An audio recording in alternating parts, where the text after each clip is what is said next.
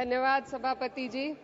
मैं सबसे पहले दाद देना चाहती हूँ इस बिल के टाइमिंग की कि अभी ईद की रौनक बुझी भी नहीं थी और हमारी जड़ों पर एक नया फरमान लाया गया। पहले उत्तर प्रदेश में मुसलमानों को नमाज पढ़ने पर रोक लगाई और फिर सौगात में ये बिल लाया गया। निसार में तेरी गलियों पे है वतन, जहाँ चली है रिवाजो गैर कि कोई ना सर उठाकर चल सके। मैं सभापति जी आपको ये बताना चाहती हूँ कि ईद के मौके पर एक विधवा महिला अपनी लड़की के साथ मेरे पास आई और उसने बताया कि वह एक वक्फ की प्रॉपर्टी में रहती है, वही उसके सर पर छत का काम भी करती है और उसकी रोजी रोटी भी वहीं से आती है। वो इस बिल को लेकर इतनी फिक्रमंद थी कि कहीं उससे वो उसकी संपत्ति ना छीन ली जाए।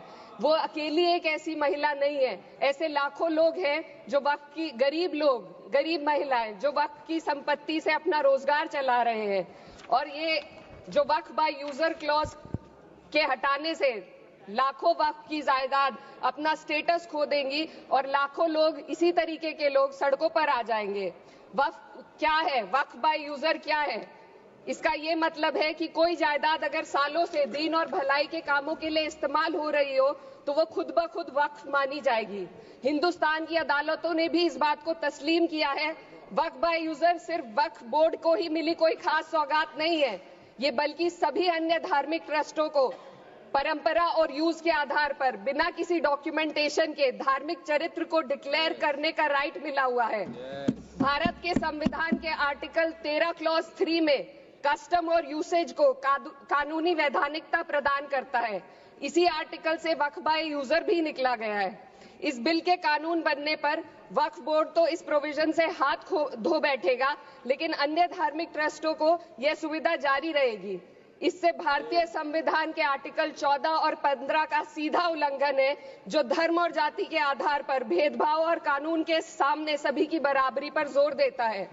मैं इसके साथ ये भी कहना चाहती हूँ कि सत्ता के लोग जो एक दूसरे की पीठ थपथपा रहे हैं कि वक्फ बाय यूजर का जो अमेंडमेंट इन्होंने दिया उसको एक्सेप्ट कर लिया गया है, लेकिन इनकी शरारत यह है कि उसके साथ ही एक ऐसा प्रोवाइजो इसमें शामिल किया गया जिसके आधार पर यह कहा गया है कि अगर कोई भी वक्फ की संपत्ति विवादित हो तो वो अपना वक्फ स्टेटस खो देगी। तो जो अमेंडमेंट इन्होंने दिया है, जिसको एक्सेप्ट कर लिया गया है, उसका कोई मतलब नहीं है। ये इनकी नीयत है जो साफ जाहिर हो रही है। सोने पर सुहागा एक काम और किया है। सरकार ने वक्फ की कानून के सेक्शन 107 को हटाकर लिमिटेशन एक्ट में 12 साल तक ही किसी के खिलाफ अदालत में जाने का प्रोविजन है। सेक्शन 107 में बोर्ड को लिमिटेशन एक्ट से राहत मिली हुई थी। वक्फ बोर्ड कभी भी अवैध कब्जाधारियों के खिलाफ अदालत जा सकता था। अगर ये सेक्शन ना हो तो अवैध कब्जा करने वाले लोग कानूनी प्रक्रिया का फायदा उठाकर वक्फ की प्रॉपर्टी को हड़प सकते हैं। अन्य धार्मिक ट्रस्टों पर भी ये लिमिटेशन एक्ट लागू नहीं होती, तो फिर वक्फ बोर्ड के साथ ये सौतेला रवैया क्यों किया जा रहा है? धर्म को देखकर दोहरी नीति क्यों अपनाई जा रही है? सेक्शन 107 और वक्फ बाय यूजर को अगर एक साथ पढ़ा जाए तो इससे लाखों वक्फ की प्रॉपर्टी पर कब्जा किया जाएगा। इसलिए ये बिल मुसलमान की भलाई का नहीं बल्कि उनके वजूद और विरासत को मिटाने का बिल है। हिंदुस्तान में बहुत सारे धार्मिक ट्रस्ट हैं जिसमें उस खास मजहब के लोग शामिल होते हैं और उसका इंतजाम करते हैं। और ये बात समझ में आने वाली भी है, क्योंकि जो व्यक्ति अपने मजहब के रीति रिवाज को जितना अच्छे से समझ सकता है, किसी अन्य मजहब का व्यक्ति नहीं समझ सकता। आर्टिकल 26 क्लॉज 2 के तहत धार्मिक संप्रदायों को अपने मजहबी इदारों के एडमिनिस्ट्रेशन का हक देता है, लेकिन वक्फ बोर्ड के बारे में इसको उल्टा किया जा। Sir 2 minute sir please 2 minutes.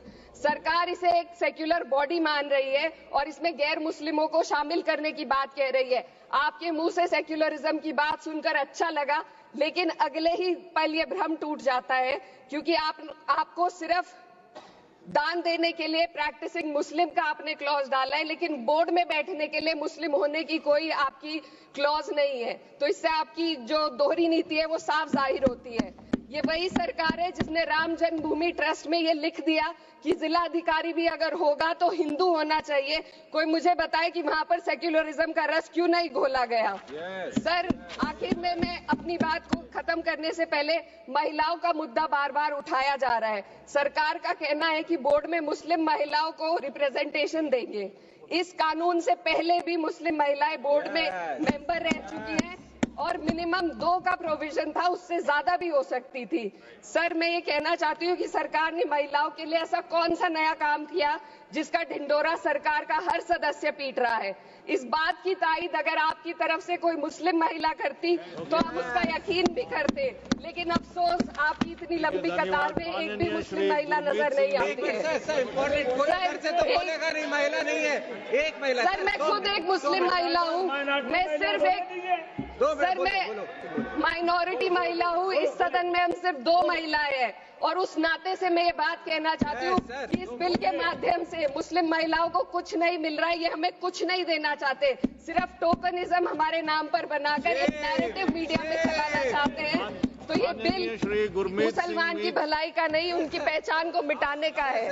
Sir, अंत में मैं बस यही कहना चाहती हूँ कि कागजों की कैद में बस नाम रह जाएंगे, वो जो हमारे थे सिर्फ दावे में रह जाएंगे। इस बिल के द्वारा मीठी ईद के जायके को कड़वा करना, यही असली सौगाते मोदी था। बहुत बहुत